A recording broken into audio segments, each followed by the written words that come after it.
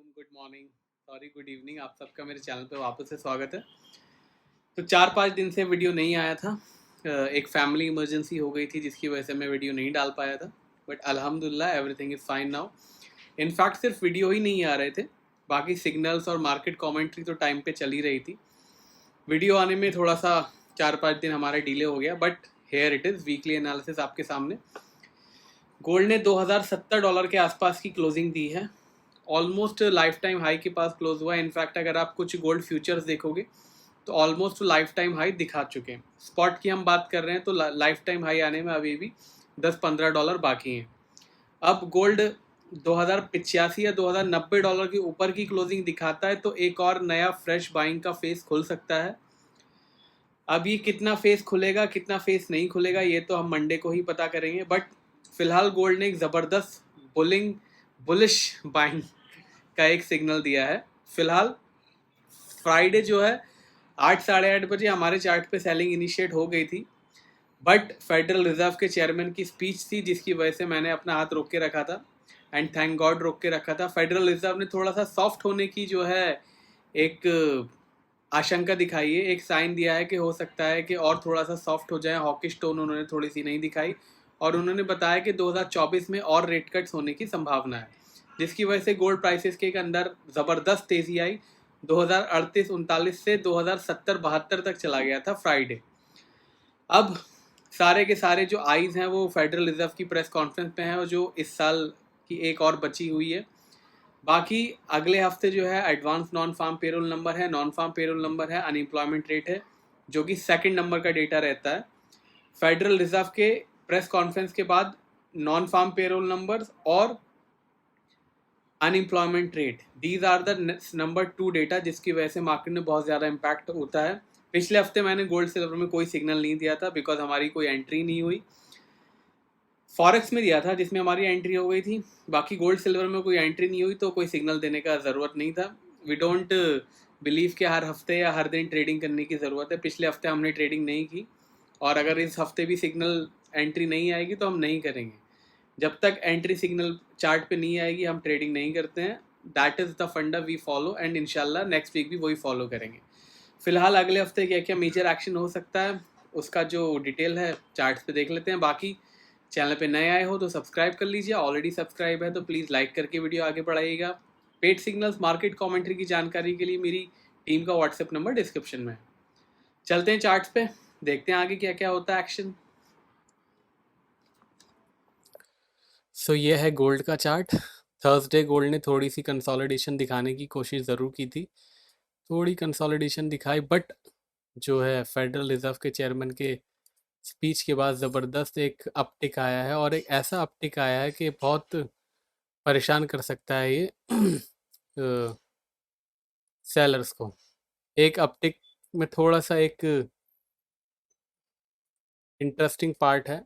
एक बार गोल्ड वापस 2073 गया था अगस्त 2020 में, उसके बाद 2022 में गया था, उसके बाद 1 मई 2023 में भी गया और अभी वापस से मोरलेस सेम ही हाई बनाया है। अब गोल्ड को ये पैटर्न तोड़ने के लिए तकरीबन 2075-2080 के आसपास का हाई बनाना पड़ेगा, तब गोल्ड के अंदर एक फ्रेश तेज़ी की शुरुआत होगी। फ्रेश तेज़ी के लिए अगर आपकी ऑलरेडी बाइंग चल रही है नीचे से तो आई वुड स्ट्रांगली रिकमेंड कि आप यहाँ पे प्रॉफिट एक बार बुक कर लीजिए या फिर 2080 के ऊपर वापस से आप बाइंग कर सकते हो। चाहो तो $6-7 का रिस्क है, आपको ज़रूर लेना चाहिए अगर ऑलरेडी आप बाइंग करके बैठे हो तो यहाँ पे बुक करके 2072-73 पे बुक करके 2080 के ऊपर की क्लोजिंग है तो आप वापस देख भी सकते हो किसी ना किसी स्टॉप लॉस के साथ। प्लीज़ ध्यान रखिएगा ये ट्रेडिंग एडवाइस नहीं है, ये सिर्फ एक सजेशन है अगर आपकी 1930-1950 से बाइंग चल रही है तो। बिकॉज एक छोटा सा एक पैटर्न है गोल्ड के अंदर जो 3-4 बार वो टेस्ट कर चुका है। अब ये देखना बाकी है कि अब ये टेस्ट करता है कि नहीं करता है। वैसे जिस तरीके से गोल्ड के फंडामेंटल्स चल रहे हैं जस्ट एक छोटा सा पुश चाहिए गोल्ड को $2200 जाने के लिए। अब वो छोटा सा पुश क्या होता है वो हमें देखना पड़ेगा। बाकी अगले हफ्ते काफ़ी मेजर डेटा आने वाले हैं, जैसे कि हमने अभी थोड़ी देर पहले बात की, तो अगले हफ्ते के क्या क्या मेजर डेटा हैं एक बार देख लेते हैं फिर आगे बढ़ते हैं।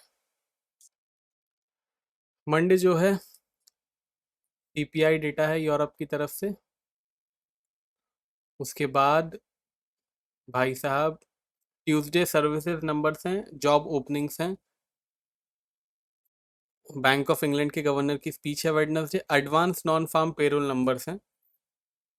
Advance non farm payroll numbers बहुत ही सिग्निफिकेंट वैल्यू रखते थे कुछ साल पहले तक, बट अब these are just random numbers, तो प्लीज़ इस पे हम नज़र ज़रूर रखेंगे, बट इतने इंपॉर्टेंट अभी नहीं होते हैं, बिकॉज काफ़ी टाइम से advance non farm payroll number के जो आंकड़े हैं वो मार्केट का मूड समझने में असमर्थ हैं, मतलब मार्केट का मूड समझ नहीं पाते हैं। एडवांस नंबर्स कुछ और आते हैं और एक्चुअल नंबर जो आते हैं वो बिल्कुल डिफरेंट आते हैं। दैट इज़ वाई इनकी सिग्निफिकेंस काफ़ी कम हो गई, क्रेडिबिलिटी काफ़ी कम हो गई है।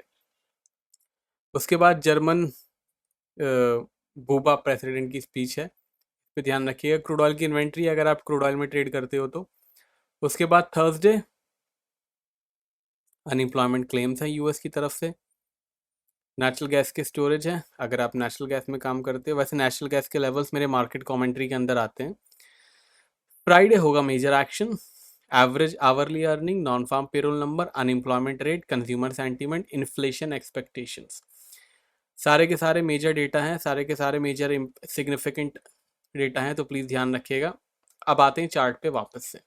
तो एक ज़बरदस्त गोल्ड प्राइसेस ने क्लोजिंग दी है।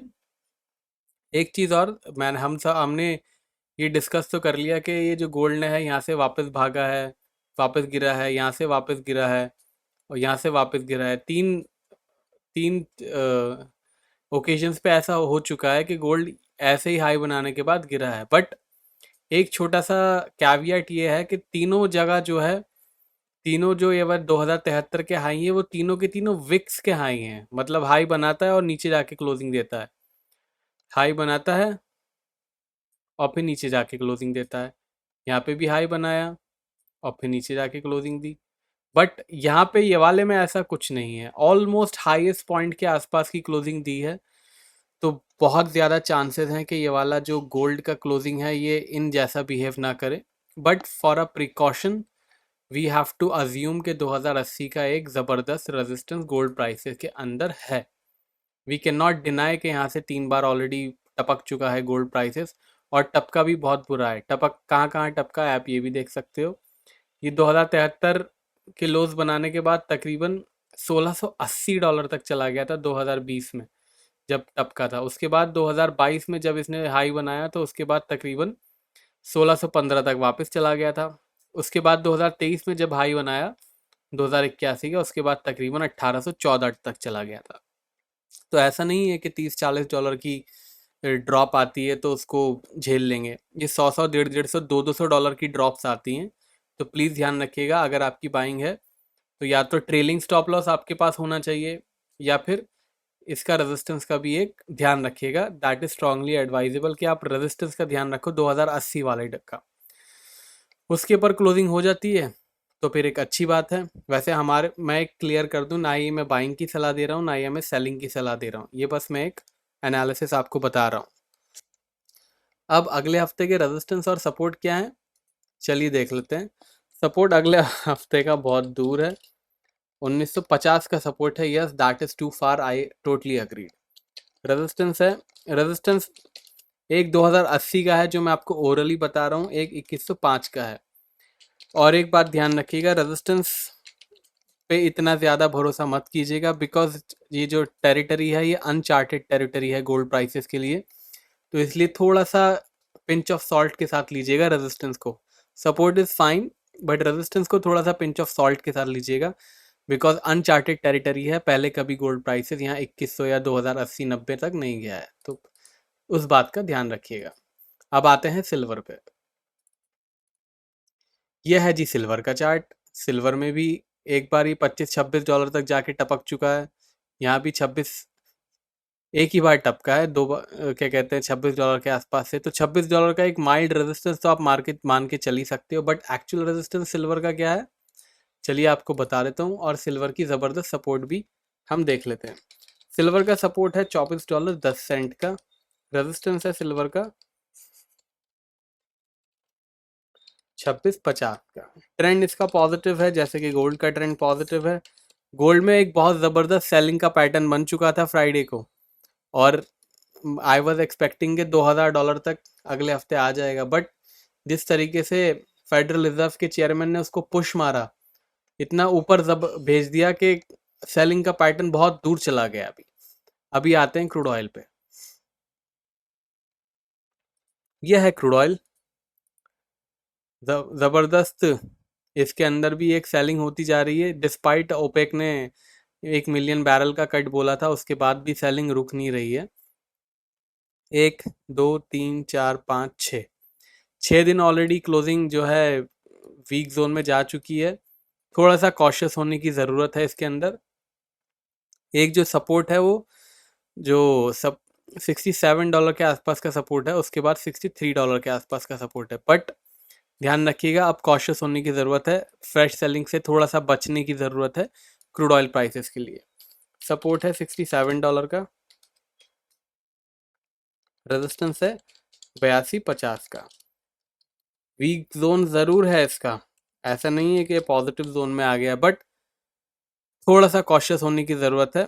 चार्ट में थोड़ा सा कंसोलिडेशन लग रहा है, कंसोलिडेशन के बाद थोड़ा सा डिफरेंट बिहेव कर सकता है क्रूड ऑयल प्राइसेस। बाकी आप लोगों ने 4 दिन पेशेंस रखा, दैट इज़ उसके लिए बिल्कुल थैंक यू।